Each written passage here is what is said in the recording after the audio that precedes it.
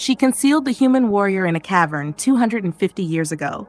Now, she's back, shaking him awake. Rain pounded against a rock outside, but inside the cave, silence reigned, except for the urgent whispers of a woman kneeling beside a slab of stasis crystal. Her fingers, now trembling, pressed against the surface, wiping away layers of dust and frost. Her breath caught as she gazed upon the motionless figure trapped inside, a man perfectly preserved, slumbering for centuries. "Wake up," she murmured, her voice breaking. "Wake up, Jael. Please, they found us." The crystal pulsed once, then again. The stasis chamber groaned as ancient machinery began its long-overdue activation sequence. Warm light spread across the slab, and the man inside twitched. Slowly and painfully, his chest rose. She leaned in closer. "Come on, come back." His eyes snapped open. Jael gasped, coughing as the first breath seared his lungs. He looked around wildly until his gaze locked on hers. "Vira," he rasped. Her face was pale, her silver hair longer but unmistakable.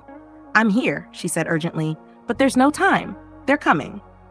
2.5 centuries ago, Jael was humanity's last hope in a war it was destined to lose. A genetically enhanced soldier, he was designed to battle the Saurans, an empire of towering, cold-blooded conquerors who swept across galaxies. But after Earth's last outpost fell, he was captured, then saved. Vira was royal by blood, but not by heart. A princess, a rebel, a traitor to her own people. She had witnessed countless worlds burn and heard too many deceptions from her father, the Emperor. When Jael was dragged before her, bloody and defiant, something inside her broke. Instead of sentencing him to death, she hid him far from Saurian censors, deep within an ancient, forgotten world abandoned by both empires. She sealed him in a long-term stasis pod designed to preserve life across centuries, and then vanished. "I don't understand," Jael said, his voice rough as he gripped her hand, sitting up unsteady but recovering quickly. "Why now? What year is this?" "It's the year 892, Vira replied. 250 years since I placed you here." He stared, stunned. "That long?" She nodded. "They believed you dead. They forgot this place. But now they found me, traced my signal here." A distant rumble echoed through the cave, the roar of dropships breaking through the atmosphere. Jael rose, muscles adjusting to movement after centuries. Already he was calculating terrain, escape routes, testing his body's limits. "You shouldn't have come back for me," he said. Her eyes met his. "I never left you." Silence crackled between them like lightning.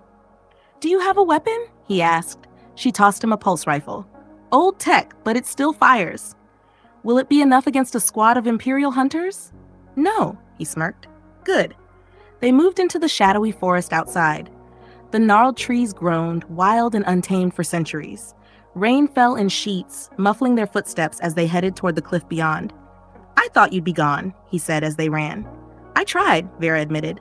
"I left the Empire, wandered neutral systems, tried to build a life, but I couldn't forget what I'd done. What I meant to you." He glanced at her. "I didn't even know you then." "You do now," she said breathlessly, "and that's enough." Suddenly, a blast tore through the trees behind them, orange light exploding through the canopy. "They're here," she yelled. They dropped behind a fallen tree as pulse fire scorched the air above. 3 Saurian hunters landed, armor gleaming, visors scanning. Jael moved instantly, firing short, precise bursts. 1 hunter dropped, the other 2 scattered. "Go left," he commanded. "Circle around." She didn't hesitate. She remembered the soldier he was, and still was. They moved as one, instincts sharp and undimmed. Vira vaulted over roots, shot her attacker, slid to the side, and flanked the last hunter. Jael charged head-on. The Saurian was too slow. 1 punch from Jael shattered its helmet, and it collapsed, twitching. "Silence again," Vira said, panting against a tree. "You're faster than before." Thanks to a long nap, he grinned through blood. But both knew the fight wasn't over. Vira held up a small crystal disc. "I stole this from the archives before I left. It holds data on a new Saurian weapon, Planet Wipers. That's why they chased me." Jael's expression darkened. "Then we can't run." "I didn't expect we would." By nightfall, they reached the cliff's edge. Far below, an old transport ship lay hidden, one of Vira's last smuggling vessels. As they descended, more ships landed nearby. The Emperor's flagship emerged from the clouds, black and gold, monstrous in scale. Jael stopped. "That's him, isn't it?" "Yes," Vira whispered. "My father." He turned to her. "We need to destroy that weapon data. It's unsafe in anyone's hands." She held his gaze. I know, but we also have to survive. Someone has to keep fighting. Jael nodded. Then let's give them hell. At the landing site, Saurian forces advanced.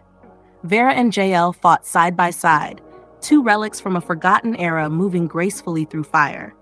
Jael threw himself into battle with fury and precision. Vira covered him with deadly shots, each strike aimed at her own bloodline. When they reached a command relay, Vira triggered the overload.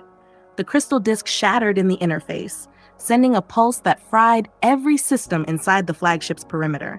The weapon data was erased. The Emperor's ship staggered, lights flickering. More Saurian soldiers poured in. "We can't win this," Vira gasped, breath ragged. "We don't have to win," Jael replied. "We just have to escape." They reached the transport as its engines roared to life. As they launched into the sky, the forest below erupted in explosions. The flagship collapsed under its own weight, crashing into the trees. The rebels would feel the impact across the systems in orbit. They stared out the viewport together. "We're fugitives now," she said. He turned to her. "We already were." She smiled faintly. "What now?" "We do what we were meant to. Fight for those who can't. Keep running, keep striking back." "And us?" she asked. He looked steadily into her eyes. "You waited 250 years. I'm not going anywhere." She took his hand. "Then wake up, Jael," she whispered with a smile.